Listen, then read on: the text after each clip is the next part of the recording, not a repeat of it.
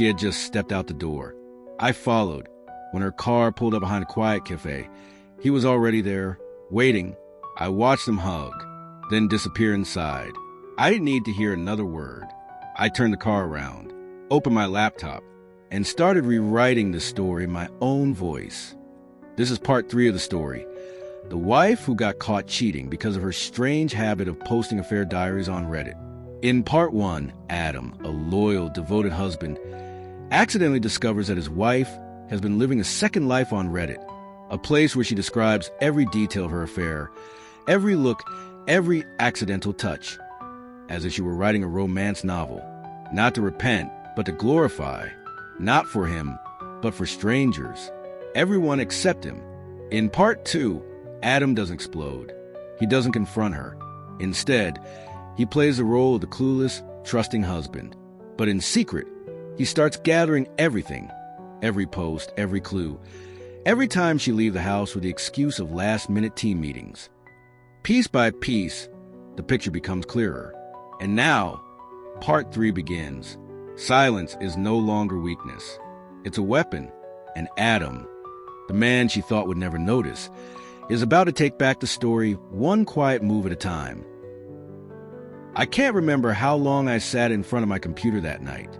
All I recall is a cold blue light from the screen, casting shadows across my face, as I stared into a truth I could no longer ignore.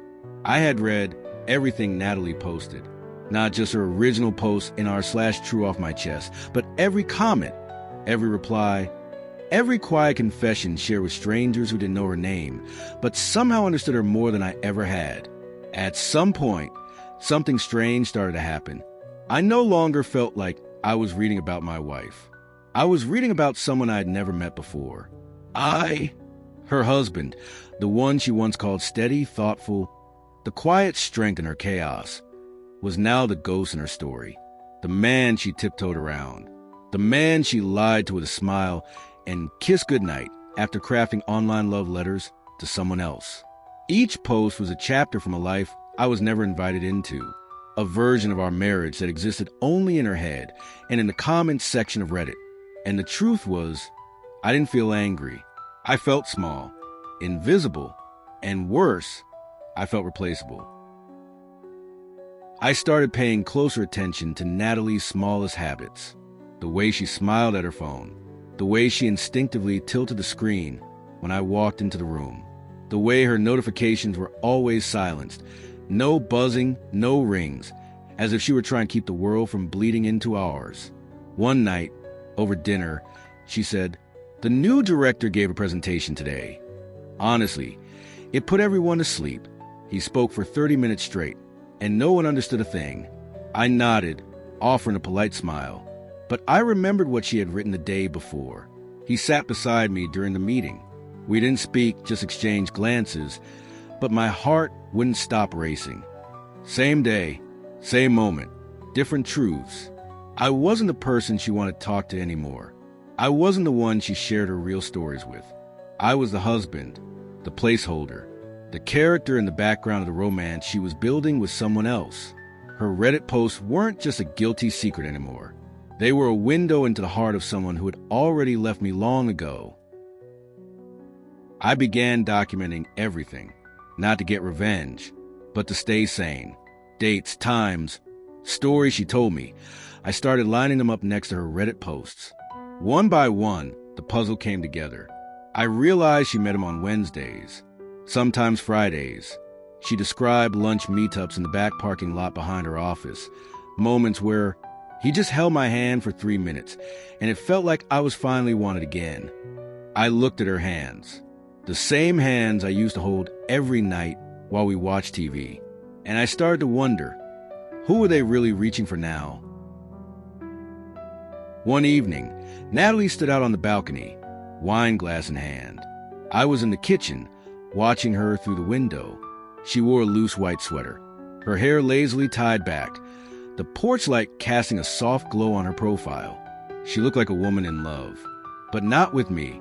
I stepped out and handed her a scarf. The air had turned cool.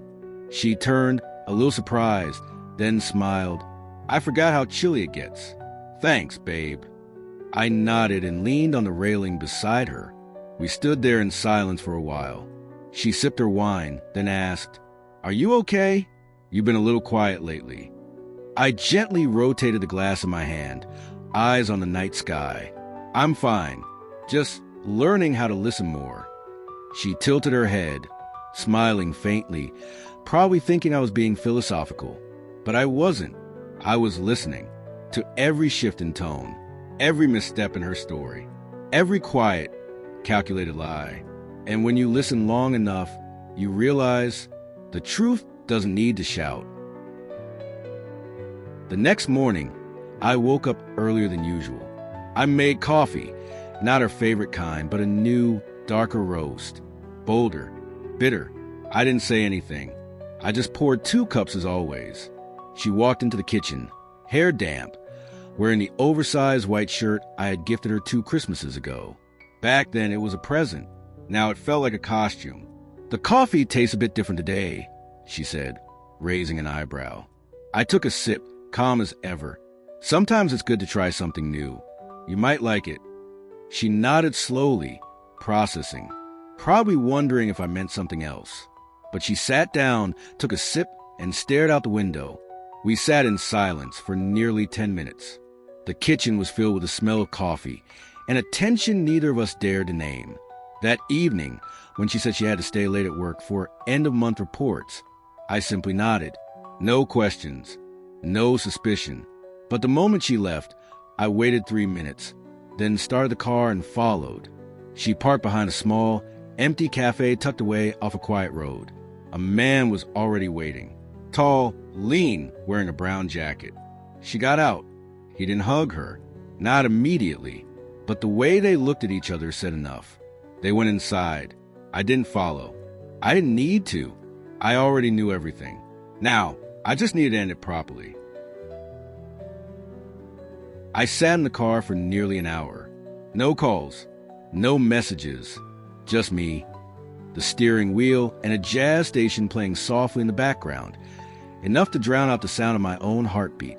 It was one of the quietest nights of my life, and strangely one of the clearest, not because I was okay, but because for the first time, I knew exactly what I had to do.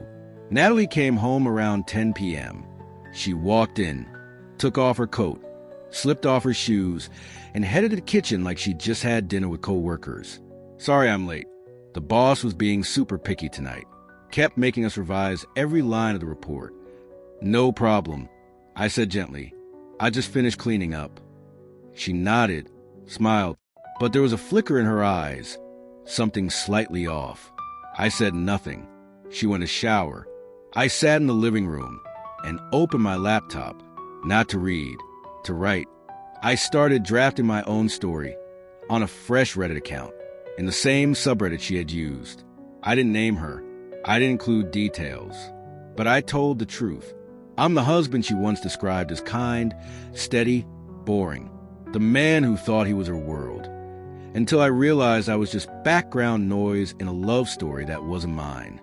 I've read everything, every post. And while she writes about feeling alive with someone else, I'm learning to survive in silence. I don't want revenge. I just need to say this. If I don't, I'll lose myself. And if you're reading this, Natalie, know that I'm still sitting across from you every night. But I'm not the same man anymore. Within hours, the post received dozens of comments. Most were empathetic. Some offered legal advice. A few told me to burn it all to the ground. I didn't respond. I didn't need advice. I already had a plan. The next day, while Natalie was out for an early meeting, I went into my office. I pulled out an old hard drive I hadn't used in years. I started backing up everything. Every Reddit post she had written. Screenshots of her messages with the other man. Login history. Security footage from our front door. The day she brought him into the garage when I was away for a weekend trip. I compiled it all into a folder labeled The Other Life, Natalie. I encrypted it. The password? Our wedding date. I don't know why. Maybe out of spite. Maybe as a cruel reminder. That afternoon, I messaged a friend from college, now a divorce attorney. I need to talk.